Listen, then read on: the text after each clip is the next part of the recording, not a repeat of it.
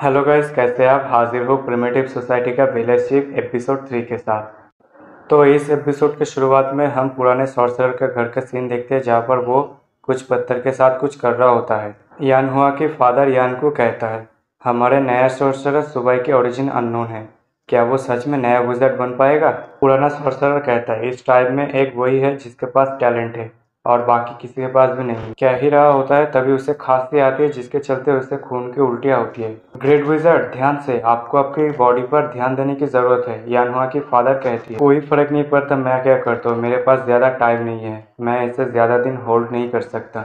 Great sorcerer, ये हम लोगों की गलती है, अगर हम स्ट्रांग होते तो हम आपको ब्लैक स्नेक ट्राइब के दौरान हर्ट होने से बचा पाते। ग्रेट विज़र्ड कहता है, ज्यादा मत सोचो, यहाँ पर कुछ ऐसा इंपॉर्टेंट चीज है जिसे मैं जल्द से जल्द करना चाहता हूँ। इनहेरिटेंस सेरेमनी 3 दिन बाद होगा। जो सुनकर यान को कहता है, इतने जल्दी? अभी तक तो हमने सुबह को इन्वेस्टिगेट भी नहीं किया। अगर किया हो वो ब्लैक स्नेक ट्राइब के द्वारा भेजा गया एक स्पाई हो। जो सुनकर ग्रेट विज़र्ड कहती है, ब्लैक स्नेक ट्राइब में सॉफ्ट और इतना क्लीन बच्चा पैदा ही नहीं हो सकता। मैंने उसकी सोल को ऑब्जर्व किया है, उसके अंदर कोई भी बुराई नहीं है। वो लेजेंडरी ट्राइब से बिलोंग करता है। जब तक वो कोई बुरा काम नहीं करता तब तक उसे प्रोटेक्ट करो। तो फिर ठीक है, मैं इनहेरिटेंस सेरेमनी की तैयारी करता हूँ, कहते हुए वो वहाँ से चला जाता है। लेकिन पीछे से ग्रेट विज़र्ड कहता है, एक और चीज़, यंजा विज़र्ड के डिसेंडेंट ने एक्स्ट्राऑर्डिनरी टैलेंट को ऑब्टेन किया है। ये और भी अच्छा होगा अगर हमारे पास नए जनरेशन की विज़र्ड हो। हाँ, ये मुझ पर छोड़ दे, मुझे पता है क्या करना है, कहते हुए यान को घर से बाहर निकल जाता है। लेकिन तभी वो नोटिस करता है, घर के दरवाजे के पास यानहुआ बैठा हुआ होता है और उन सभी की बातें सुन रहा था। तुम यहाँ पर क्या कर रहे हो? क्या हमारी बातें को चोरी छुपे सुन रहे थे? अपने फादर की बात सुनकर यानहुआ कहती है, फादर आप क्या कह रहे हैं? मैं तो बस पेट्रोलिंग के लिए यहाँ पर आया था, तो घर के बाजू से मैं गुजर रहा था, मैंने कुछ भी नहीं सुना। ये सब छोड़ो, तुमने क्या सुना या नहीं इससे कोई फर्क नहीं पड़ता, मेरे पास तुम्हारे लिए एक इम्पोर्टेंट मिशन है। Important mission? तो डैड, आपने फाइनली मान ही लिया, कोई भी टास्क क्यों ना हो मैं उसे ज़रूर फुलफिल करूंगा। लेकिन उसका फादर कहता है, यंग विज़र्ड से शादी कर लो और बच्चे बना लो, जितना ज़्यादा उतना बेहतर। जो सुनकर यनहुआ बिलाइक, फादर आप ये क्या बोल रहे हैं? मैंने आपको कई बार कहा ना, मैं सिर्फ उसी से शादी करूंगा जो मुझे हराएगा, और वो इतना दुबला पतला है, वो मुझे हरा ही नहीं सकता। गुस्से में यानहुआ कहती है और उसके बॉडी में से कुछ लाइनें चमकने लगती है। तुम्हें हराना? आखिर कितने लोगों ने तुम्हें हराया? तुमने तो उन सभी को मार ही दिया।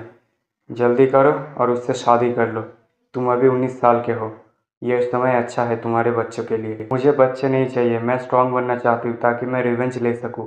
आप जाकर उससे शादी कर लो, कहते हुए वो वहाँ से चला जाता है। भागो मत, वरना मैं तुम्हारे पिछवाड़े पे कसम के लगाऊंगी। फिर हम उस ओल्ड विज़र्ड को देखते हैं। ओल्ड विज़र्ड कहता है, तुम्हें देखने में एनर्जेटिक लग रहा है, मैं देखना चाहती हूँ तुम कैसे ग्रो होते हो, और मैं अपनी बेस्ट दूंगी नए बच्चों की प्रोग्रेशन में। और हम देखते हैं उसके हाथ में जो पत्थर था वो चमक रहा होता है। फिर हम अगले सुबह का सीन देखते हैं, जहाँ पर सुबह उस घर से बाहर निकलता है। कितना ज़्यादा ठंड है, क्या सच में इस जगह को ऑक्यूपाई किया गया था? इस पर बहुत सारे डैमेज और छेद है, मैं तो ठंड के मारे ऑलमोस्ट मर ही गया था, मुझे इन सारे छेदों को बंद करना होगा। तभी वहाँ पर यानहुआ आ जाती है। उसे आता हुआ देखकर सुबह कहती है, मेरी मदद करो घास ढूंढने में। लेकिन यानहुआ सुबह को देखकर अपनी अलग ही फैंटेसी में चला गया होता है, जहाँ पर उसके 3 बच्चे होते हैं और वो बहुत ही ज्यादा शर्मा रहा होता है। फिर यानहुआ सुबह के बैग पे मारते हुए कहती है, मैं तुम्हारे जैसे दुबले पतले इंसान के साथ नहीं रहना चाहती। तुम क्या कह रहे हो? मुझे तो सिर्फ घास चाहिए और मुझे दर्द हो रहा है। हाँ, घास? लेकिन किस लिए?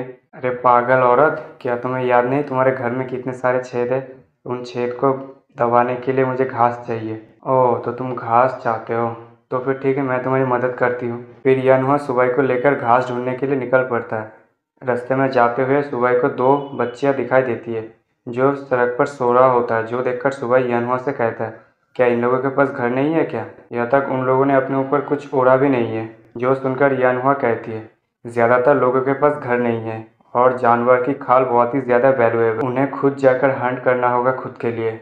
और ज़्यादा मत सोचो, उन सबसे ज़्यादा तुम इम्पोर्टेंट हो। लेकिन सुबह कुछ घास ले जाकर उन 2 बच्चों के ऊपर रख देती है, जिसके चलते उन दोनों बच्चों की ठंड कम हो जाती है। यानहुआ सुबह से कहती है, तुमने उन्हें क्यों दिया? उन लोगों से ज़्यादा तुम इम्पोर्टेंट हो। जो सुनकर सुबह कहती है, हम सब इक्वल है, हम सब इम्पोर्टेंट। सुबह की बात सुनकर यानहुआ कहती है, मैंने जितना सोचा था ये उतना बुरा भी नहीं है।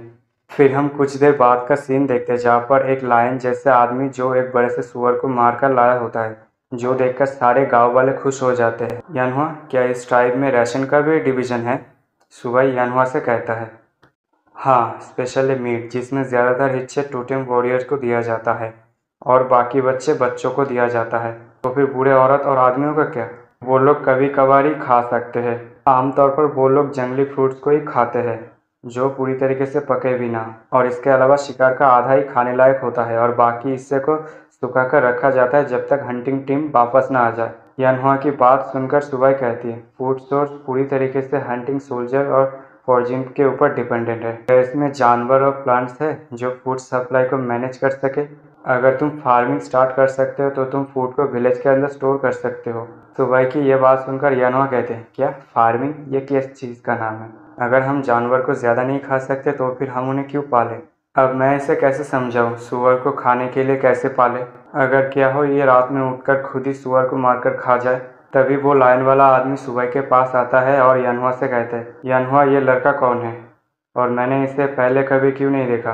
कहते हैं वो लायन वाला आदमी उस सुअर को ज़मीन पर रख देता है और सुबह के सामने आकर खड़ा हो जाता है और कहता है, ओह, तो तुम वही हो ना जिसको विलेज चीफ ने यानहुआ के हस्बैंड के तौर पर चूज़ किया? जो सुनकर यानहुआ शर्मा जाता है और कहते हैं, अंकल लायन, आप क्या बोल रहे हैं? आप हर बार ऐसा करते हैं। ये नया सॉर्सरर है इस विलेज का। क्या सॉर्सरर की बारिश कहाँ है, कहाँ पर है? तभी एक आदमी कहता है, ये तो और भी ज़्यादा अच्छा हुआ, अब गांव में बने रहने की उम्मीद है, लेकिन इसे देखकर लग रहा है ये बहुत ही ज़्यादा कमज़ोर है। तो फिर चलो इसे खूब सारे मीट खिलाते हैं। मैं तुम्हें ये मीट दे रहा हूँ, जितना हो सके उतना खाओ। अब ये ट्राइब तुम्हारे ऊपर डिपेंडेंट है। ये देखकर सुबाई यानहुआ से कहता है, क्या ये सब अपने मेहमान के लिए इतना ज़्यादा दयालु है? जो सुनकर यानहुआ कहता है, क्या लगता है तुम इस टाइप के फ्यूचर सॉर्सरर हो ना, इसलिए? तभी एक छोटी सी बच्ची जिसके हाथ में मुर्गी होती है वो सुबह के सामने आती है और कहती है, नए सॉर्सरर, मैं भी अपना मीट आपसे शेयर करता हूँ।